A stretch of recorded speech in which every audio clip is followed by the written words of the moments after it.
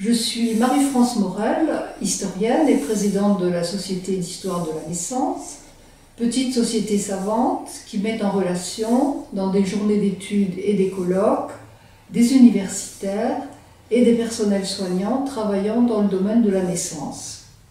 Comme pour les 3 ouvrages précédents de notre petite collection d'hier à aujourd'hui, qui sont Accueillir le nouveau-né en 2013, Naître à la maison en 2016, La naissance au risque de la mort en 2021, l'idée de ce livre nous est venue après une confrontation entre les expériences des historiens de la naissance, travaillant dans les archives sur les pratiques des sages-femmes et des accoucheurs d'autrefois, et le vécu des personnels de santé d'aujourd'hui, qui sont les témoins et les acteurs des changements techniques dans le domaine de la naissance.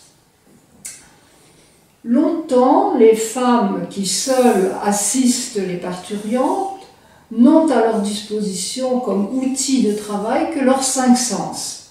Le toucher, le plus utilisé, car leurs mains doivent être particulièrement habiles pour remplacer les yeux qu'elles ne sont pas autorisées à poser sur le sexe des femmes dont il faut ménager la pudeur. L'odorat, pour savoir déceler les mauvaises odeurs, signes de pathologie. L'ouïe, pour comprendre l'avancement du travail en fonction des cris, sont aussi mobilisés. Dès le XVIe siècle, des hommes chirurgiens interviennent de plus en plus dans les naissances, d'abord dans les cas désespérés, quand il faut extraire un fœtus présumé mort pour sauver la vie de la mère. On privilégiait toujours la vie de la mère sur celle du fœtus, puis dans les naissances ordinaires. Depuis la fin du XVIIe siècle, en plus de leurs traditionnels outils qui percent ou découpent et des batteries de cuisine appelées à la rescousse quelquefois dans l'urgence, ils recourent à de nouveaux instruments inventés en Angleterre, forceps, pinces et leviers, améliorés, voire bricolés au jour le jour par les obstétriciens. Leur utilisation, parfois inconsidérée, permet à ces hommes d'affirmer leur supériorité sur les sages-femmes et alimente, aussi bien en France qu'en Angleterre, une longue querelle entre les praticiens hommes et femmes qui s'accusent mutuellement de la mort des mères, dont témoigne cette caricature anglaise de la fin du XVIIIe siècle. Les tours de main traditionnels des sages-femmes et l'usage de leurs 5 sens ont-ils alors été supplantés par les outils du chirurgien?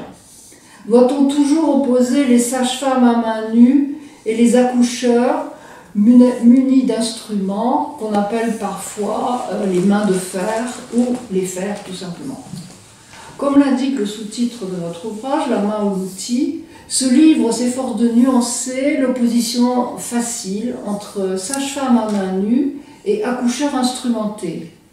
Car les accoucheurs ont longtemps continué à faire usage de leurs mains. Par exemple, en Allemagne, à la maternité de Göttingen, à la charnière des XVIIIe et XIXe siècles, malgré un recours fréquent au forceps, les accoucheurs valorisent toujours dans leur pratique le toucher et la pratique à main nue.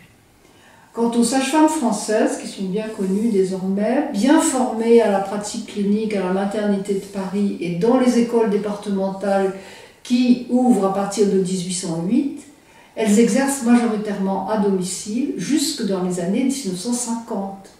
Et les fers font partie de leur équipement et elles n'hésitent pas à s'en servir dans l'urgence. Aujourd'hui, les naissances hospitalières sont de plus en plus technicisées. Est-ce que la main et les 5 sens des soignants sont encore sollicités? Nous avons recueilli le témoignage d'un obstétricien retraité qui revient sur les différentes innovations qu'il a expérimentées au cours de sa longue carrière dans la deuxième moitié du XXe siècle. S'il a apprécié l'arrivée de l'échographie, qui a permis d'examiner les fœtus et de prévenir les complications éventuelles de l'accouchement, il est plus réservé sur les bénéfices du monitoring fœtal en continu et de la péridurale généralisée.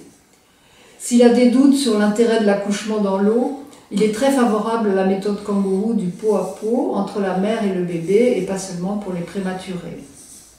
Aujourd'hui, il reste quelques lieux alternatifs d'accouchement, comme les maisons de naissance ou à domicile, où la part des instruments est réduite et où la main et les sens des soignants sont encore très sollicités.